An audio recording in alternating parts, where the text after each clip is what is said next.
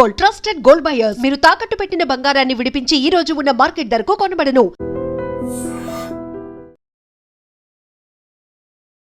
నమస్కారం, welcome to I dream. నేను మీ సంగీత. Petrol బంక్స్లలో మోసాలు జరుగుతున్నాయి, పెట్రోల్ సరిగ్గా మనం కొట్టించినంత కూడా రావట్లేదు, అంతేకాకుండా కల్తీ పెట్రోల్ని మన వెహికల్కి ఇవ్వడం జరుగుతుంది, అందువల్ల వెహికల్ పాడవుతుంది అని చెప్పేసి ఎన్నోసార్లు మనము వార్తలలో వింటూనే ఉంటాము. కొంతమంది అనుభవించి కూడా ఉండుంటారు, అంటే ఈ ప్రాబ్లమ్స్ అన్నీ కూడా. ఇకపోతే కొన్ని పెట్రోల్ బంక్స్లలోనైతే వాటర్తో కూడిన పెట్రోల్ కూడా మనకు ఇస్తూ ఉంటారు. అది మనకు తెలియని కూడా తెలియదు, ఎందుకంటే మనం డైరెక్ట్ వెహికల్లోనే పెట్రోల్ వేపిస్తాం కాబట్టి అది తెలియదు. అయితే ఈ వీడియోలో మనం పూర్తి సమాచారాన్ని, ఎలాంటి పెట్రోల్ కొడతారు, పెట్రోల్ కొట్టేటప్పుడు మనం ఎలాంటి జాగ్రత్తలు తీసుకోవాలి, జాగ్రత్త తీసుకునేటప్పుడు మనము ఒకవేళ మోసపోయినట్లయితే వినియోగదారుల రక్షణ చట్టం కింద మనం ఎవరిని అప్రోచ్ అవ్వాలి, ఎలా పెట్రోల్ కల్తీయా కాదా అని తెలుసుకోవాలి, అంతేకాకుండా ఎలాంటి టోల్ ఫ్రీ నెంబర్స్కి ఫోన్ చేయాలి అన్న విషయాలన్నీ కూడా ఈ వీడియోలో తెలుసుకునే ప్రయత్నం చేద్దాం. యాక్చువల్గా మనం పెట్రోల్ వేయించుకునేటప్పుడు ఏం చేస్తాము అంటే, జీరో ఉందా లేదా చూసుకుంటాము. పెట్రోల్ కొట్టండి అని చెప్పేసి అంటే వాళ్ళు పెట్రోల్ కొట్టేస్తారు, ఇంకా మనం పట్టించుకోం. అదొకటి. తర్వాత నెక్స్ట్ ఇంకొకటి ఏంటంటే, వాళ్ళు ఎప్పుడైతే నాజల్ని అందులో పెట్టేసి ఇలా ట్రిగర్ ఉంటుంది, ఆ ట్రిగర్ని ఇలా ప్రెస్ చేస్తూ ఉంటే పెట్రోల్ అనేది వస్తూ ఉంటుంది, అది కూడా మనం పట్టించుకోం. తర్వాత జీరో అయిపోయిన తర్వాత నెంబర్స్ అన్నీ కూడా జంపింగ్ స్కామ్ అనేది కూడా ఉంటుంది. జంపింగ్ స్కామ్ అని అంటే నెంబర్స్ ఎలా పోతూ ఉంటాయి, జీరో నుంచి ఇమీడియట్గా కొన్నిసార్లు 6 రావచ్చు, 5 రావచ్చు, కొన్నిసార్లు 8 రావచ్చు, ఇలా జంప్ అవుతూ ఉంటుంది. అది కూడా మనం పట్టించుకోం. జస్ట్ పెట్రోల్ పడిందా లేదా అంతే, ఇంకా వెళ్ళిపోతూ ఉంటారు. కానీ అక్కడే మనం మోసపోతూ ఉన్నాం.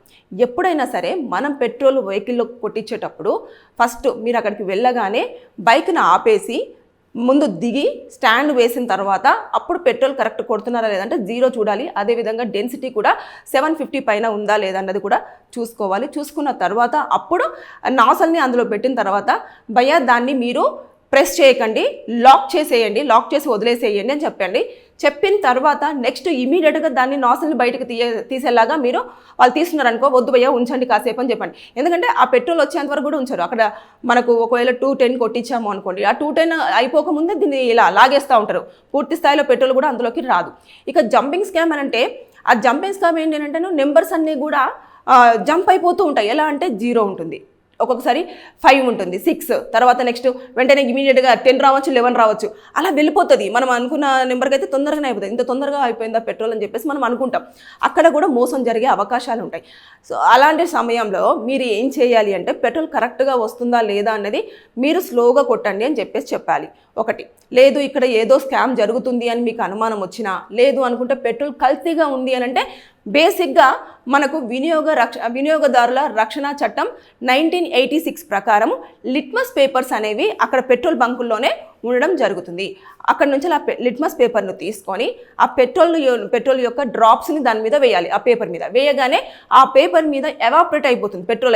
పెట్రోల్ ఎవాపరేట్ అయిపోయిన తర్వాత దాని మీద మార్క్ ఉందా లేదా చూడాలి. మార్క్ లేదు అంటే ప్యూర్ పెట్రోల్, మార్క్ ఉంది అని అంటే అది కల్తీ పెట్రోల్ అన్నట్టు. ఒకవేళ అక్కడ కల్తీ జరుగుతుంది అని మనకు తెలిస్తే ఇమీడియట్గా మీరు ఏం చేయాలి, మీరు ఆయిల్ కంపెనీస్కి సంబంధించిన ఒక వెబ్సైట్ ఉంటుంది, దాంట్లోకి వెళ్ళి మీరు ఏ పెట్రోల్ బంక్లో అయితే పెట్రోల్ కొట్టించారో ఆ పెట్రోల్ బంక్స్ పైన మీరు కంప్లైంట్ అనేది రైజ్ చేయవచ్చు. అంటే ఈ పలానా ఏరియాలో ఈ పెట్రోల్ బంక్లో ఇలాగ పెట్రోల్ క్వాంటిటీ తక్కువ ఇవ్వడమే కాకుండా దాంతోపాటు ఇక్కడ కల్తీ పెట్రోల్ని కూడా అమ్మడం జరుగుతుంది అని చెప్పేసి మీరు కంప్లైంట్ ఇస్తే ఇమీడియట్గా వాళ్ళు రెస్పాండ్ అవ్వడం అనేది జరుగుతుంది.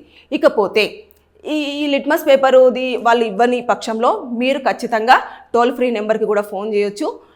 అక్కడ ఉంటుంది, బేసిక్గా ఉంటాయి, దీనిలో మాత్రం ఎలాంటి సందేహం లేదు. మ్యాక్సిమం లిట్మస్ పేపర్లు అయితే వాళ్ళు ఇస్తారు.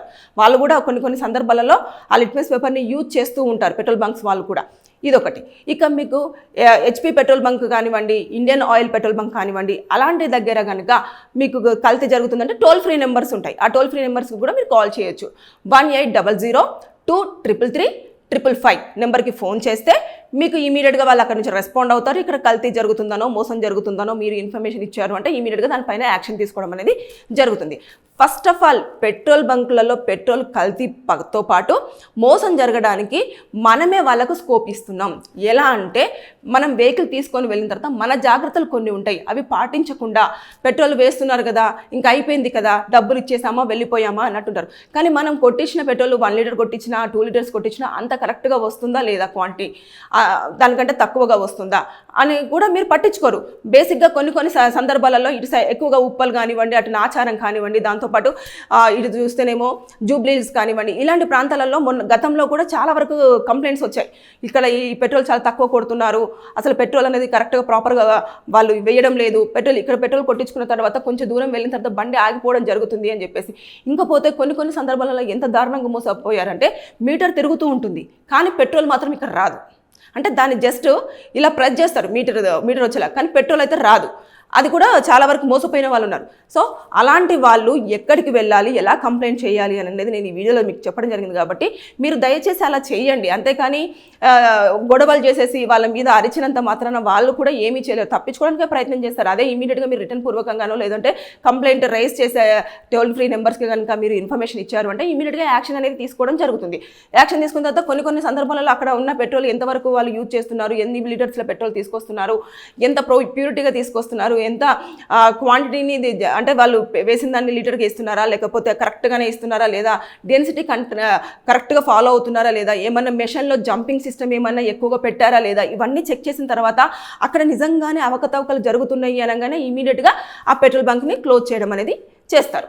ఇవన్నీ వెసులుబాట్లు ఉన్నా కూడా పట్టించుకోకుండా వాళ్ళతో ఏందన్నా ఇట్లా చేసినారు అట్లా చేసినారు అని చెప్పేసి వాళ్ళతో వాగ్వాదం పెట్టేసుకొని అక్కడ గొడవ చేసుకొని మీరే ఆ పోలీసులు వచ్చేసి కేసులలో ఇన్వాల్వ్ అయ్యి ఏమంటారు సెటిల్మెంటు, ఇదంతా కూడా పెద్ద హెడ్ఏక్. చాలా నీట్ అండ్ సింపుల్గా మీరు ఫస్ట్ అక్కడ కల్తీ పెట్రోల్ ఉందా లేదా అంటే లిట్మస్ పేపర్తో ట్రై చేయండి. దాని తర్వాత నెక్స్ట్ అక్కడ జీరోను కరెక్ట్గా మెయింటైన్ చేస్తున్నారా లేదా చూడండి, డెన్సిటీ కరెక్ట్గా ఉందా లేదా చూడండి. ఇకపోతే అక్కడ ఇవన్నీ కూడా ఏమీ సరిగ్గా లేవు అనుకున్నప్పుడు మీరు వెంటనే ఇమీడియట్గా టోల్ ఫ్రీ నెంబర్స్కి కాల్ చేయండి. ఇక మీరు టోల్ ఫ్రీ నెంబర్స్కి కూడా కాల్ చేయలేని పక్షంలో మీరు ఏం చేయాలంటే ఆయిల్ కంపెనీస్కి సంబంధించిన వెబ్సైట్ ఉంటుంది, దాంట్లోకి వెళ్ళేసి మీరు కనుక కంప్లైంట్ అనేది రాస్తే వాళ్ళు ఇమీడియట్గా దాన్ని రిసీవ్ చేసేసుకొని దాని మీద యాక్షన్ తీసుకోవడానికి వాళ్ళు స్టెప్ తీసుకోవడం అనేది జరుగుతుంది. ఇన్ని ఫెసిలిటీస్ ఉన్నా కూడా వీటిని దేన్ని యూజ్ చేసుకోకుండా ఇమీడియట్గా అక్కడ మీరు తప్పు కొడుతున్నారు, మీటర్ సరిగ్గా పని చేయలేదు, పెట్రోల్ సరిగ్గా రాలేదు అని చెప్పేసి వాళ్ళతో వాగ్వాదానికి దిగి వాళ్ళతో గొడవ పెట్టేసుకొని అనవసరంగా మీరు అక్కడ కొట్లాట పెట్టేసుకొని పోలీసులు ఇన్వాల్వ్ అయ్యేంత స్థాయికి మీరు తెచ్చుకోవడం జరుగుతుంది.